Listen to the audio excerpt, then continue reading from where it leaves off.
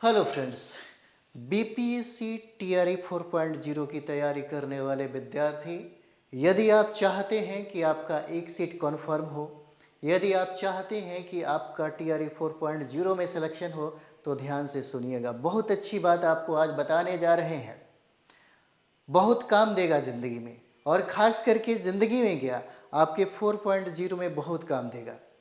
ये जो चीज़ें आज हम आपको बताने वाले हैं, इसमें बहुत बेनिफिट होने वाला है। और आपको ये आज पता चलेगा कि यदि हमें कंपटीशन को फाइट करना है तो हमें कौन सा संदर्भ, क्या पढ़ना चाहिए, किस तरह पढ़ना चाहिए, किस तरह अपनी रणनीति और किस तरह अपनी तैयारी करना चाहिए। और सबसे ज़्यादा ज़रूरी है कि यदि हमें इस एग्ज़ाम को फाइट करना है तो हमें पढ़ना क्या चाहिए। सबसे ज़्यादा ज़रूरी है कि हमें अपनी रणनीति और अपने सब्जेक्ट को कैसे कवर करना चाहिए, जिसके बारे में आज हम बात करने वाले हैं।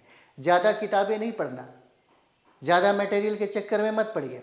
बहुत सटीक किताबें और बहुत सटीक रणनीति बताने जा रहे हैं।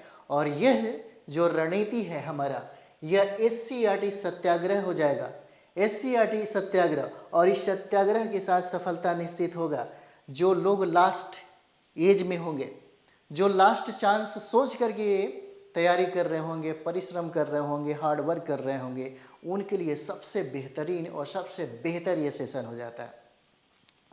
देखिए, सबसे पहले इस बात को तो समझिए, यदि आपके मन में ये बात चलता है कि हमें कंप्लीट करना है, और हमने ये भी कहा कि SCERT सत्याग्रह जो क्लास हम लोग प्रारंभ कर रहे हैं, जिसे हम बहुत ही जल्दी, कहें तो 1-2 रोज़ के अंदर में ही, मुझे लगता है कि हम 25 मार्च या 26 मार्च से ही प्रारंभ करने जा रहे हैं। आपको डेट क्लियर कर देते हैं, 26 मार्च से ही यह सेशन प्रारंभ हो रहा है। इसकी विशेषता क्या है, अगर आप विशेषता को समझ जाएंगे तो आपका एक सीट कन्फर्म हो जाएगा।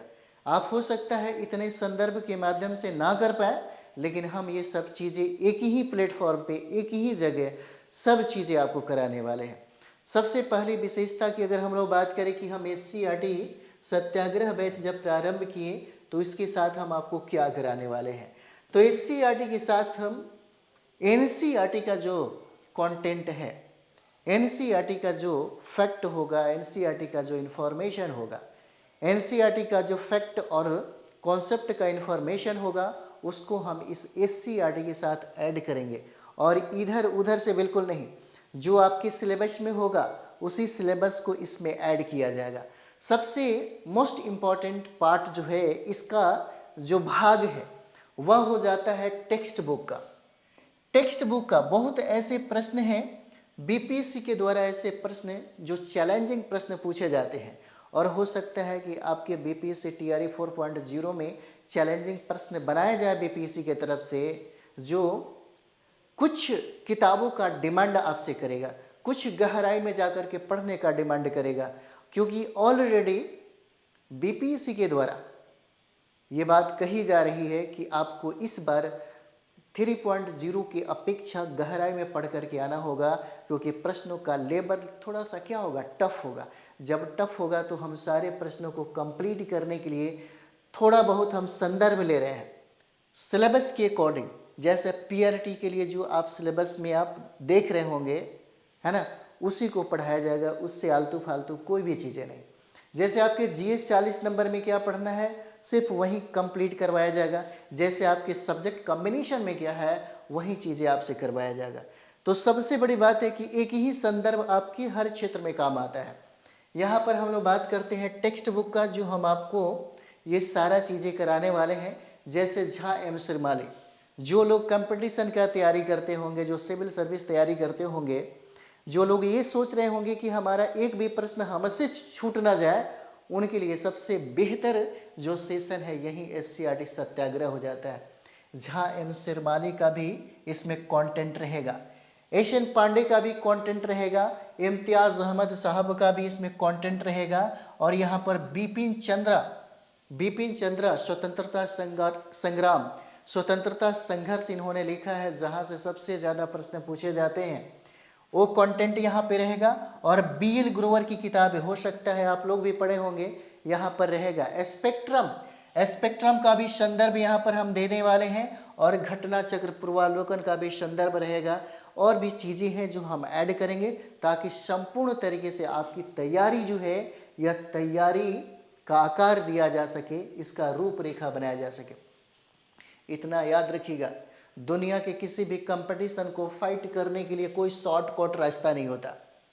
जो लोग बहुत जल्दी पहुंचना चाहते हैं, है ना, उनके ज़िंदगी में बहुत ज़्यादा ठहराव हो जाता है। स्टडी स्टाइल भी बिल्कुल इसी तरह होता है। कंपटीशन की तैयारी करने वाले और इसको फाइट करने वाले शॉर्टकट रास्ता नहीं अपनाते। बस उनके जीवन में एक चीज़ होना चाहिए, वो है स्मार्ट स्टडी। शॉर्टकट से कुछ भी नहीं फ़ायदा होने वाला। सार संग्रह पढ़ते रह जाइएगा, है ना। बहुत सारी ऐसी चीज़ें हैं, लुसेंट लोग सोचते हैं कि लुसेंट पे ही कंप्लीट कर जाएंगे। बहुत ऐसे संदर्भ हैं जिसके बारे में हम चर्चा नहीं करना चाहते। बहुत ऐसे संदर्भ है बड़े बड़े इंस्टीट्यूट का मटेरियल लेकर के बैठ गए होंगे और एक बार, दो बार, तीन बार से आप एग्ज़ाम दिए जा रहे हैं लेकिन नहीं हो पा रहा है। तो आपको हम बता दें कि सबसे बेस्ट SCERT और NCERT एक बार पढ़ लीजिए। कोई शॉर्टकट रास्ता नहीं है, बस एक स्मार्ट तरीके से स्टडी करिए। तो यहाँ पर कोई शॉर्टकट, कोई फार्मूला नहीं है सफलता के लिए। शॉर्टकट नहीं, इसमें आपको हार्डवर्क करना होता है और वह है आपका स्मार्ट वर्क।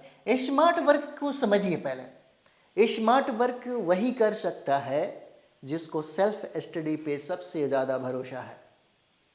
Self study. और जो भी विद्यार्थी जिसको नौकरी लेना है, यदि वह चाहता है कि हम एक सीट को कॉन्फर्म करें, तो उसको ज़्यादा निर्भर न रह करके खुद पे वर्क करना होगा। और खुद पर वर्क करने का मतलब है कि उसे सेल्फ स्टडी करना पड़ेगा। सबसे ज़्यादा सेल्फ स्टडी। सेल्फ स्टडी करने का तरीका होता है, कैसे करें सेल्फ स्टडी? सेल्फ स्टडी के लिए सबसे पहली बात, किताबें बहुत सटीक होनी चाहिए, है ना। किताबें सटीक होनी चाहिए। सटीक किताबें मिलिए, सटीक किताबें SCERT और NCERT। अगर SCERT और NCERT आपके पास हो गया और सेल्फ स्टडी कर रहे हैं तो सिर्फ पढ़ने से भी काम नहीं चलेगा, है ना। बहुत ऐसे विद्यार्थी हैं लाइन बाय लाइन पढ़े जा रहे हैं, लाइन बाय लाइन पढ़े जा रहे हैं। इससे कंपटीशन फाइट नहीं होता है। पता चलेगा कि आपके बगल वाला सिलेबस को बहुत अच्छे तरीके से समझ गया और समझने के बाद वो मात्र 4 घंटा पढ़ता है और आप नहीं समझे सिलेबस को, आप तरीका को नहीं समझे और आप 18 घंटा 16 घंटा हार्ड वर्क कर रहे हैं, मेहनत कर रहे हैं। पता चला कि जब एग्ज़ाम हुआ तो 4 घंटा पढ़ने वाला विद्यार्थी फाइट कर गया और आप 16-18 घंटा पढ़े थे। आपको तो लगेगा कि यार हम तो उससे ज़्यादा मेहनत की लेकिन हम फाइट नहीं कर पाए। तरीका बदलिए। तरीका क्या है? जब हम कोई चीज़ें पढ़ते हैं तो सिर्फ पढ़ना नहीं होता, उस इन्फॉर्मेशन को लिखना सबसे ज़्यादा ज़रूरी होता है। इन्फॉर्मेशन जब हम पढ़ते हैं तो 2 तरह का इन्फॉर्मेशन हमारे पास आता है। 2 तरह का इन्फॉर्मेशन। सबसे पहला एक हो जाता है फैक्चुअल, है ना, जो वन लाइनर में आप देखते हैं, सार संग्रह में बहुत इंटरेस्ट रखते हैं। लेकिन जब आप किताबें पढ़ेंगे तो किताब पढ़ने के बाद जो इन्फॉर्मेशन मिलेगा फैक्चुअल और कॉन्सेप्ट लेवल का, वो चीज़ें बहुत दिन तक याद रहेगा। और हम लोग क्या करते हैं, है ना, जो पुरानी परंपराओं में जो ढले हुए जो लोग हैं, है ना, सार संग्रह रटे जा रहे हैं, पता चलता है कि कोई फ़ायदा नहीं हो पाया। 2 नंबर 4 नंबर 5 नंबर से रुक गए। लास्ट में उनको यही करना होता है, अरे किताब पढ़ लिए होते तो आज मेरा दोस्त जो सिलेक्टेड हो गया, हम भी सिलेक्शन ले पाते, है ना। तो सबसे ज़्यादा ज़रूरी है कि पढ़ने के बाद कम से कम उसे लिखिए। लिखना, है ना, भी बहुत अच्छा टाइम है। हो सकता है कि मई में आपको अगर नोटिफिकेशन दे दे तो अगस्त में आपका एग्ज़ाम हो जाएगा। चुनाव के पहले एग्ज़ाम हो जाएगा, लेकिन नियुक्ति जो है, नियुक्ति गवर्नमेंट के बनने के बाद ही आपको नियुक्ति पत्र दिया जाएगा। ये भी बात है। अगर अगस्त में एग्ज़ाम होगा तो आपके लिए बहुत अच्छा अवसर है, बहुत अच्छा समय है। चीज़ों को समझिएगा। 4 महीने आप मेरे साथ जोड़िए। 4 महीने में आपका, है ना, जो आप चाहते हैं आपको मिलेगा। बस एक सही डायरेक्शन में, सही दिशा में। अगर दिशा बताने वाला कोई ना मिले तो ज़िंदगी भर लोग भटकता है। इसलिए सबसे ज़्यादा ज़रूरी है ना, कम से कम उस दिशा का ज्ञान हो। हमें जाना कहाँ है और जाने के लिए रास्ता कोई बताने वाला अगर मिल जाए तो फिर ज़िंदगी में वहाँ तक पहुँचना बड़ा आसान हो जाता है। तो सबसे पहला काम करिए, इन्फॉर्मेशन जिस किताब को पढ़ना है ना। और एक चीज़ और भी समझ में आना चाहिए, बहुत ऐसे विद्यार्थी हैं सारा किताब ले लेते हैं, छठा से लेकर के 10वीं तक रखते हैं, है ना। और पीआरटी के पेपर देने वाले छठी क्लास भी पढ़ते हैं, 7वीं क्लास भी पढ़ते हैं, 8वीं भी पढ़ते हैं, 9वीं भी पढ़ते हैं, 10वीं भी पढ़ते हैं। क्यों पढ़ते हैं? क्योंकि उनको पता ही नहीं है कि हमको पढ़ना क्या है, उनको पता ही नहीं है कि हमको छोड़ना क्या है। जीएस 40 नंबर की तैयारी करने वाले सब पढ़ते हैं, बहुत कम पढ़ना है, ज़्यादा नहीं पढ़ना है ना।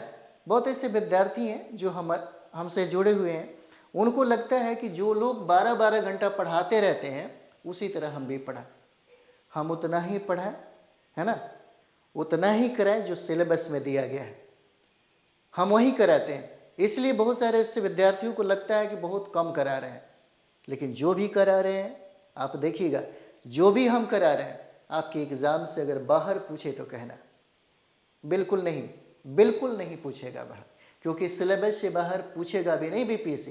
क्योंकि बीपीएससी ने आपको क्या दिया? सिलेबस दिया, और कहता है कि इसी सिलेबस को पढ़ करके आइए, हमारा सारा का सारा प्रश्न इसी सिलेबस से होगा। तो फिर सिलेबस से बाहर जाने का क्या फ़ायदा? क्या सिलेबस से बाहर जाने का क्या फ़ायदा? हम वही कराते हैं जो सिलेबस में है। और सबसे बड़ी बात है, जो लोग ये समझ जाते हैं कि हमें पढ़ना क्या है, हमारे सिलेबस में क्या है, सिलेबस को स्टडी करते हैं, वह लोग फाइट करते हैं, बहुत ज़्यादा ज़रूरी होता है और आप लोग देख नहीं पाते। तो यहाँ पे सबसे पहला काम करेंगे, जब हम इन्फॉर्मेशन को पढ़ते हैं तो उसे लिखने की कोशिश करें। कॉन्सेप्ट जब याद होगा, इन्फॉर्मेशन फैक्चुअल याद होगा, तो बहुत दिनों तक इसे आप याद रख सकते हैं। दूसरा वर्क हमारा हो जाएगा, वह हो जाता है इन सारी चीज़ों को सबसे बेहतरीन स्थिति में लाने का। जब हम इंफॉर्मेशन को कलेक्ट करते हैं, जब ऑल सब्जेक्ट पढ़ते हैं, जब अपने सिलेबस को कंप्लीट करते हैं, तो यहाँ पे हमारा कट ऑफ तय होता है होमवर्क सीरीज में। अगर हमको पीआरटी में सिलेक्शन चाहिए तो हम ये तय करते हैं कि हमें कितना नंबर चाहिए, 90 नंबर चाहिए या कितना नंबर चाहिए, है ना। और हमें जीएस में ये तय करना होता है कि यदि हमने सिलेबस को कंप्लीट कर लिया तो हम 30 प्लस 32 प्लस कैसे लाएं। टीजीटी और पीजीटी सब्जेक्ट कॉम्बिनेशन में 65 से 70 हम कैसे लाएं, और ये तय करेगा आपका होमवर्क सीरीज, आपका रिवीजन और आपका टेस्ट। तो यहाँ पर हम लोगों ने जो होमवर्क सीरीज को प्रारंभ किया है, इसकी जो खास विशेषता है ये है आपके, है ना, पीआरटी का अगर आप पढ़ाई कर रहे हैं या जीएस 40 नंबर का या टीजीटी और पीजीटी का, तो सिलेबस के अकॉर्डिंग ही आपको होमवर्क सीरीज मिलेगा। जैसे टॉपिक वाइज जैसे पीआरटी में 9 सब्जेक्ट आपको पढ़ने हैं, तो 9 सब्जेक्ट से टॉपिक वाइज आपके सारे के सारे, है ना, प्रॉब्लम जो है वह करवाया जाएगा, टेस्ट सीरीज करवाया जाएगा। आपको एक दिन पहले होमवर्क का, है ना, शेड्यूल दिया जाता है कि आप इसे तैयार करके रखिए। जब आपको ये शेड्यूल दिया जाता है तो आपसे ये डिमांड किया जाता है कि कम से कम 4 घंटा अपने घर पर पे बैठ करके आप स्टडी करिए, सेल्फ स्टडी करिए। जब तक आप सेल्फ स्टडी कर नहीं पाएंगे, ये होमवर्क सीरीज को कंप्लीट नहीं करेंगे और आपका 90 नंबर पार नहीं करेगा। ये सबसे ज़्यादा ज़रूरी है। और ये होमवर्क सीरीज जो है, ये एससीईआरटी, एनसीईआरटी और जो हमने ये संदर्भ दिखाया है, जो टेक्स्ट बुक का कुछ संदर्भ दिखाया है, उन सारे संदर्भों के आधार पर ही ये आपका होमवर्क सीरीज प्रारंभ किया गया है, ये आधारित है। और ये सारा का सारा आधारित आपके एग्ज़ाम के पैटर्न पे है। आपके न्यू सिलेबस जो आपका है, सिलेबस जो बीपीएससी के द्वारा आपको दिया गया है, उस सिलेबस के आधारित ही है, उस सिलेबस के आधारित है। सारे के सारे सब्जेक्ट हम आपको यहाँ पर करा रहे हैं, ठीक है। और सबसे बड़ी बात क्या है, तैयारी करते समय में दिमाग में ये होना चाहिए कि हम अपने स्कोर को कैसे लाएं। सिर्फ पढ़ते रहने से काम नहीं चलता, है ना। आप सोचते हैं कि सिर्फ पढ़ाई कर लेंगे, ठीक है, और पढ़ाई करते करते पता चलता है कि वो सारी चीज़ें नहीं कर पाए जो पहले करना चाहिए था। तो इसके लिए सोचना होगा। जैसे आपको लगता है कि हमको पीआरटी में 90 प्लस अगर हम ला दें तो हमारा रिजल्ट हो जाएगा, तो 90 को कंप्लीट करने के लिए जो 9 सब्जेक्ट से सवाल पूछे जाते हैं, क्या उन सब्जेक्ट पर आपने संतुलन बना के रखा है? अगर संतुलन बनाया है तब तो ठीक है। और संतुलन बनाते समय में ये ध्यान रखना होगा कि हमें पढ़ना क्या है। क्योंकि सिलेबस को हम बार बार यही बताते हैं कि सिलेबस यदि आप समझ गए तो आपकी ज़िंदगी में किसी चीज़ की ज़रूरत नहीं होगा। कोई बताए या ना बताए आप फाइट कर जाएंगे, है ना। ना इंस्टीट्यूट की ज़रूरत होगा, ना गाइड की ज़रूरत होगा, ना किसी भी चीज़ की ज़रूरत होगा। आज हम यूट्यूब पे एकदम स्पष्ट ये बातें बता रहे हैं, लेकिन बात ये है कि आप समझ नहीं पाते हैं। आप सिलेबस का स्टडी 4 घंटा 6 घंटा 8 घंटा किए ही नहीं, हम किए हैं। इसलिए हम बार बार ये बात कहते हैं, आपके सिलेबस से बाहर नहीं है। बस आपको ये बात समझ में आ जानी चाहिए कि हमें इस पीआरटी को कंप्लीट करने के लिए, इस 90 और 100 को पार करने के लिए हमको करना क्या है, वो चीज़ें हम आपको बताते हैं। और वही तरीका है और वही स्टडी है जो हम अपने, है ना, सोर्स के माध्यम से और अपने माध्यम से, अपने टीम के माध्यम से कराते हैं। जैसे आप सोचते हैं कि आपका सब्जेक्ट कॉम्बिनेशन में बहुत अच्छा नंबर आ रहा है, लेकिन दिमाग में ये चलता है कि जीएस 40 नंबर में अगर 30 प्लस आ जाए, 32 प्लस आ जाए तो हम बहुत बेहतर रैंक ला सकते हैं, हमारा सिलेक्शन जो है वह हो जाएगा। बिल्कुल हो सकता है। जीएस 40 नंबर में 32 से 36 नंबर लाना कोई बड़ी बात नहीं है। और यहाँ तक कि बहुत सारे ऐसे विद्यार्थी हैं जो नंबर लाते हैं। इसमें कुछ टेक्निक होना चाहिए, उस टेक्निक को आप समझ जाइए, आपका नंबर आ जाएगा, बहुत बड़ी बात नहीं है। उसी तरीके से सब्जेक्ट कम्बिनेशन में कोई विद्यार्थी 65 से 70 नंबर लेकर के आता है और जीएस में अगर अच्छा नंबर है तो समझिए कि उसको सिलेक्शन के दायरे में है और सेफ जोन में है, कोई प्रॉब्लम नहीं है उसको। और एक बात आपको बताएं, पीआरटी का पेपर आप दे रहे हैं, जीएस 40 नंबर का भी पेपर दे रहे होंगे, देख भी रहे होंगे, है ना। टीजीटी पीजीटी जो भी विद्यार्थी हैं जिनके लिए हम बता रहे हैं, सारे के सारे प्रश्न इसी किताब से, एससीईआरटी और एनसीईआरटी की किताब से, एससीईआरटी और एनसीईआरटी की किताब से है। अगर कुछ संदर्भ आप पढ़ लेते हैं तो फिर प्रश्न छूटेगा ही नहीं, सारा चीज़ें यहीं से कंप्लीट हो जाता है, सारा चीज़ें बहुत बेहतरीन तरीके से। ये जो है आपका बहुत बेहतरीन तरीके से आपका तैयारी हो जाता है। होमवर्क सीरीज में जो टीचर आपको पढ़ाते हैं, हमारे यहाँ जिस होमवर्क सीरीज को हमने कंडक्ट किया है, जिस होमवर्क सीरीज पे ज़्यादा फोकस किया जाता है, उसका एक ही मकसद है, ताकि इस टेस्ट सीरीज के माध्यम से आप सफलता के तरफ रुख कर जाएं, है ना, आप सफल हो जाएं, यही मेरा मकसद है। और इस पे सबसे बेहतरीन वर्क किया जा रहा है, सबसे बेहतरीन वर्क। इसीलिए ये जो तरीका है, इस चीज़ को अपनाइए। आप कहीं भी रहिए, आप कहीं भी पढ़िए, लेकिन सिलेक्शन इस माध्यम से होगा। आपको जहाँ पढ़ना है जहाँ पढ़िए, आपको जिस तरीके से पढ़ना है पढ़िए, लेकिन इस टाइप से अगर आपने स्टडी नहीं किया तो फिर सिलेक्शन से मुश्किल हो जाएगा। इसलिए सिलेक्शन अगर लेना है तो आपको आना पड़ेगा, है ना। इसी दौर में और इसी स्टाइल में और इसी रणनीति में आपको काम करना पड़ेगा ताकि आप सिलेक्शन ले सकें। क्योंकि कंपटीशन को फाइट करने के लिए पढ़ने का तरीका, रिजल्ट लेने के लिए पढ़ने का सलीका कुछ अलग होना चाहिए, तब जाकर के रिजल्ट हो जाता है कॉन्फर्म 100%। तो चलिए हम लोग मिलते हैं नेक्स्ट वीडियो में। थैंक यू वेरी मच आप सभी लोगों को।